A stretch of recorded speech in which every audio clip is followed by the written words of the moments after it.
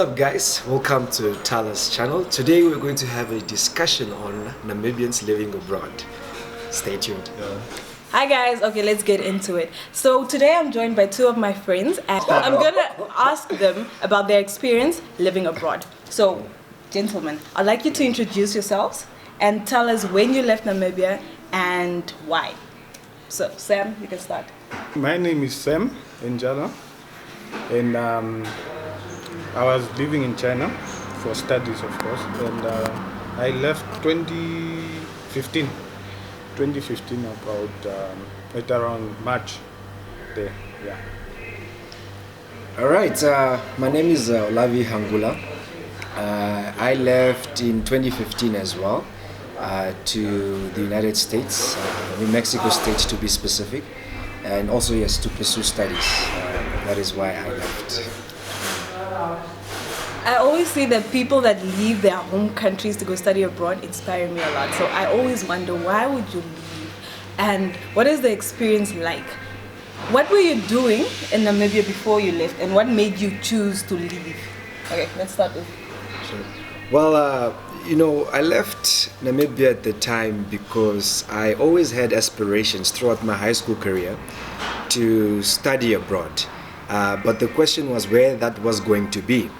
In 2015, I then got a scholarship offer to go and pursue an international baccalaureate diploma at the United World College. I, of course, without second thoughts or hesitations, decided to pursue that dream, and off I was to the USA. Yo. Before I left, I was studying at UNAM. I was doing a course with physics and computer science, which I didn't like. So, and then, but when I was grade 11, I always used to tell my friends like, but for me, I knew where I wanted to go. So I was like, no, I'm gonna study in China, whatever it takes. So I applied behind my parents' back, so they didn't know. And I was with her, I think, when the email came through. We were still then on campus. And then, yeah, I showed her the email. Then I had second thought, now, should I go or should I just wait? And then off I went. I was like, I'm going. And I went. Sam used to make me run around with him to get his embassy papers. No, let's go way quickly. Oh my God. Okay. Do you ever regret leaving Namibia? Do you miss home? Or what do you miss once you are gone? What do you regret? I don't regret anything. Yeah. Actually, it's today I look at it and then I say, wow, it was a blessing for me to go that side, and because it opened up so many opportunities for me. So I don't regret. Yeah, well, same. I honestly don't regret leaving. It was one of the best decisions I made for the betterment of my life, my family's life, and in the long term, the nation at large. Because I do plan on eventually returning to Namibia and contributing my skill set or whatever exposure experience that I've gained over the years abroad. So yeah, no, I do not regret leaving at all. Speaking on Corona, so did Corona bring you back, or why exactly are you back? And is Corona keeping you from going back? Or how is Corona hindering your studies, your going back to your second homes? Yeah, well, Corona did bring me back, yes. And of course, yes, it's hindering my return, or it's delaying my return rather. But because, of how advanced the world is right now, things move on. I'm continuing with, actually just finished yesterday, with my final paper online, because I was doing a part-time course at the Westminster Business School. And my job kicks off virtually as well in June. So I'm expected to return to work back to London by the end of July. So hopefully by then air travel would have resumed so that I can return. But otherwise, the company will have no problem with us continuing our work from our home countries and be virtual employees. Yeah. No, Corona didn't bring me back. I was here since last year June, because I came for my practical year.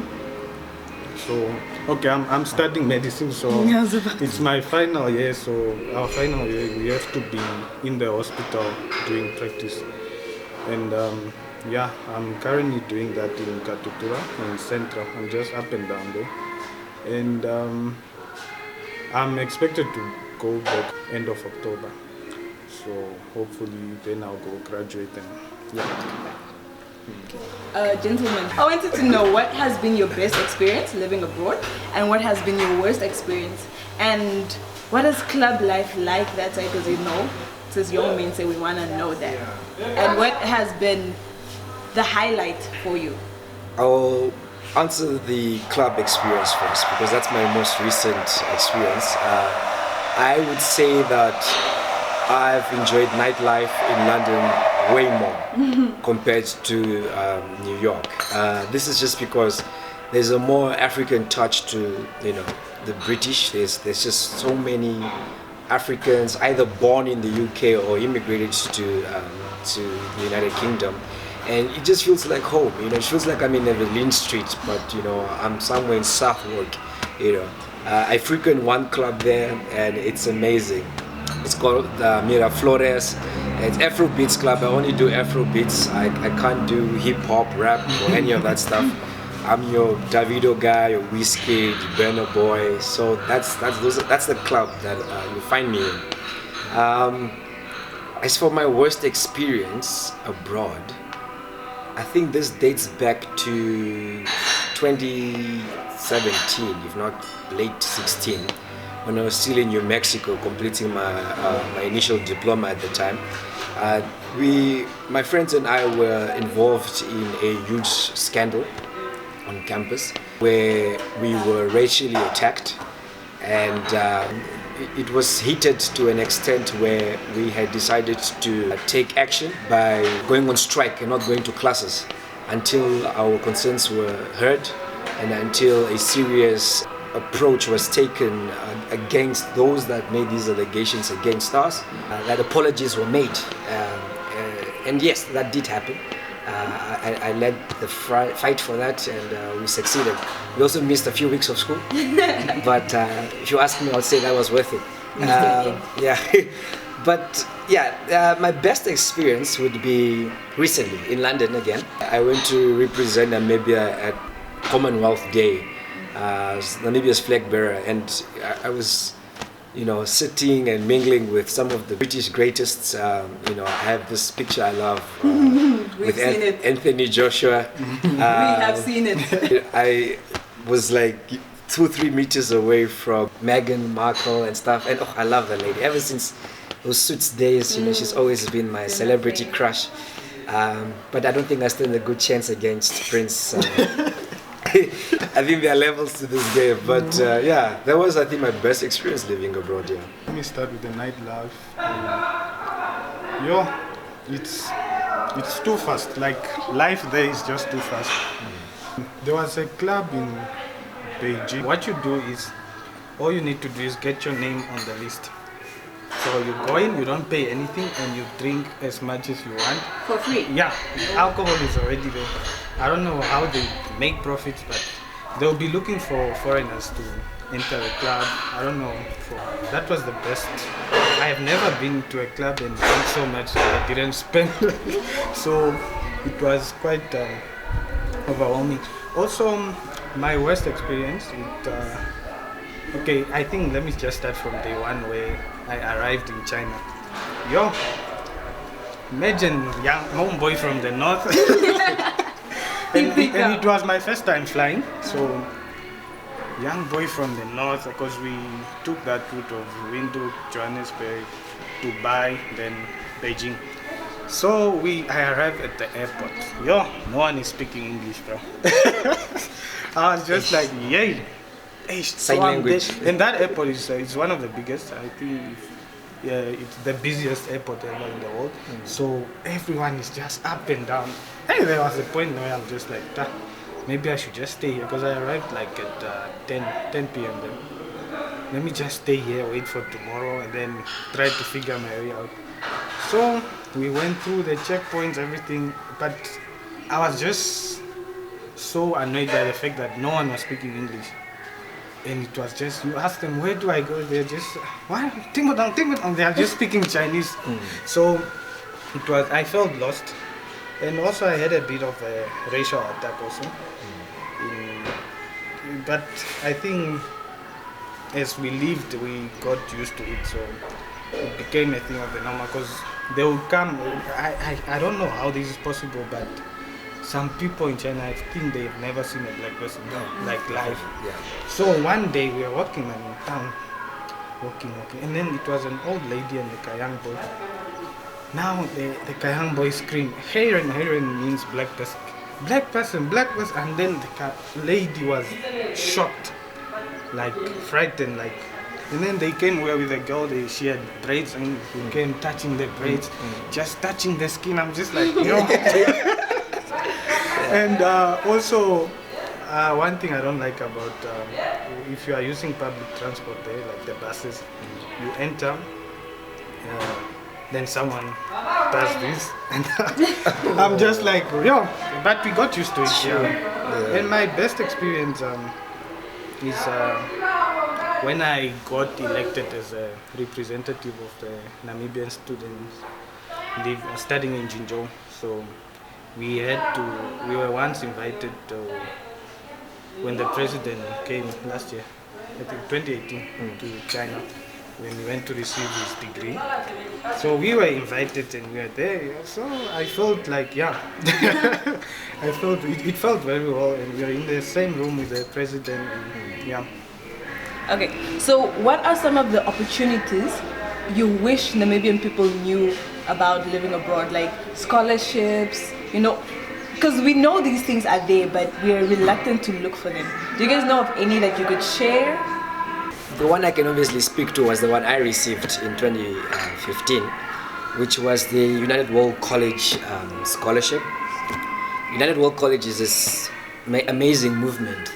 There's about 18 colleges around the world, and it goes out to seek like-minded individuals from around the globe and brings them to one campus.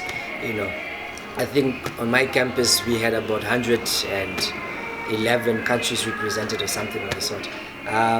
So it's quite an amazing movement, and the scholarship, there's always I think it's around February, there's a circular that goes around of the organization seeking applicants to apply. You should be, I think, anywhere between grade 10 to grade 12. And then once you get it, you're up and go to go pursue your IB diploma. So it's an amazing opportunity, because once you graduate from the United World College, you automatically qualify for $20,000 off your tuition every year for the next 4 years for your degree program. So there's an international donor who commits $20,000 for every graduate towards their degree. And because universities, especially in the United States, want international presence on their campuses, they go out to these colleges and they recruit from there, because instead of flying to Namibia to find a Namibian, you can find them right in a state within the US. So, and because this student already has 20,000 off, they don't mind pitching in the additional 60,000 US, whatever it costs per year. US education is very, very pricey. I otherwise would have not been there if not for these scholarship opportunities. But yeah, so United World College scholarships are some of the best, if you ask me. There are a lot of opportunities. Starting with the Chinese embassy, they every year I think they send out some few students to go outside and study. But what we need to do as with people who are still in school, it's a mistake it's a mistake we did when we were in school. We didn't have so much access to information.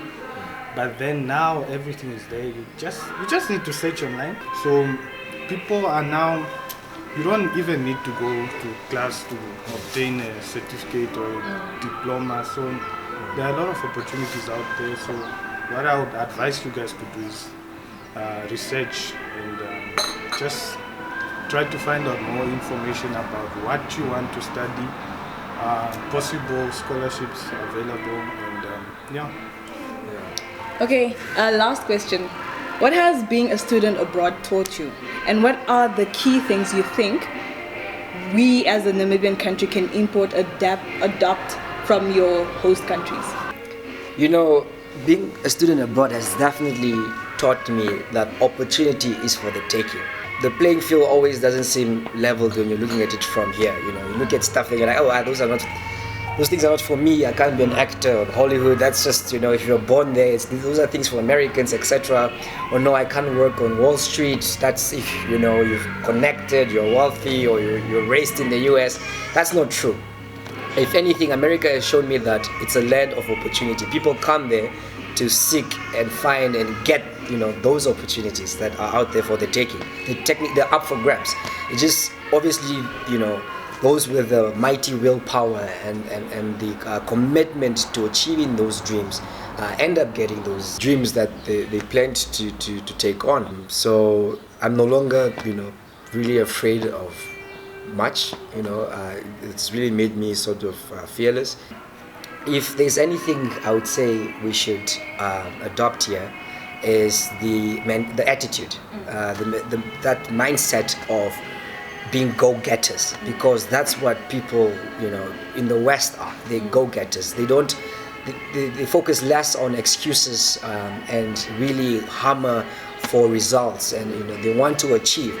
You know, same here. I feel like we've got the dreams, we've got the vision, but the implementation, the actual action is lacking, and that's an attitude we need to take on here. And I'm sure we would be flourishing way more than countries in the West. I think a huge attitude change needs to take place, and we have to sort of adopt that Western attitude drive that they have. Namibia is a capable nation, and I've seen this when I was abroad, because you know, there as a foreigner, specifically as a Namibian, you see business people. Because I had a chance to sit around with some few business people. Then they are very much interested about Namibia. It's because we are very capable, and I think if we just change our mindset, because now what we are looking for, we want to be successful overnight. We don't want to follow the procedures. If we are just to change our mindsets and the disciplines I get, we should be go-getters, like Lovies said. Also, being a student there, it just brought more. I went there to study, but I came back as a businessman. I'm just trying to tell you that it brings a lot of opportunities to you. If you have an idea, approach someone, and if they like it, they'll take it. So, yeah, I think that would be it. Olavi, Sam, I'd like to thank you guys so much for hopping onto this. Even though the channel is still a baby, I'd like to thank you guys for being my first interviewees. Is that the word? Yeah. Thank you guys. That's the word. Mr. London, USA. Thank you guys so much. Thank you guys so much for jumping on. Thank you for taking your time. And with that, we have come to the end of our video.